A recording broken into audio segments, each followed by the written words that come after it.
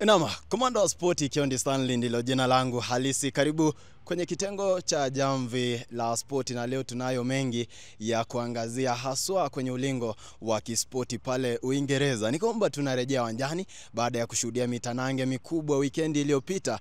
Ya mwisho ilikuwa ni Chelsea dhidi ya mwana Arsenal, na waliweza kutoka sare ya bao moja. Kijana Moses Caicedo wa kwetu wa pale Ukambani wanamuita Ngaizedo aliweza kupatiwa kadi nyekundu na kusababisha timu ya Chelsea kutopata ushindi. Lakini sijaja kwa hayo, tuweze kuangalia ratiba ya siku ya leo, siku ya Jumanne. Ni kwamba FC Bournemouth watakuwa wanaingia dimbani baada ya kuwa na weekend ambayo haijakuwa nzuri vile, na watakuwa wanacheza dhidi ya mwana Everton.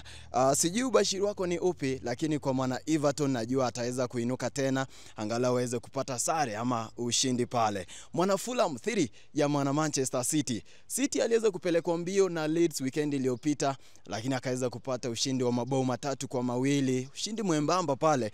Hivyo leo tena anastahili kupata ushindi angalau kuweza kulifunga lile pengo ambayo limewekwa na mwana Arsenal. Ya mwisho ya siku ya leo, Newcastle dhidi ya mwana Tottenham Hotspur. Sijui ubashiri wako ni upi wewe kama shabiki wa soka? Andika hapo kwa comment section, basi tutaweza kusonga nalo. Niite Komando wa Spoti Kiondi Stanley. Fuatilia mitandaoni kote tuweze kukupatia habari za spoti kemkem pindi zinapochipuka.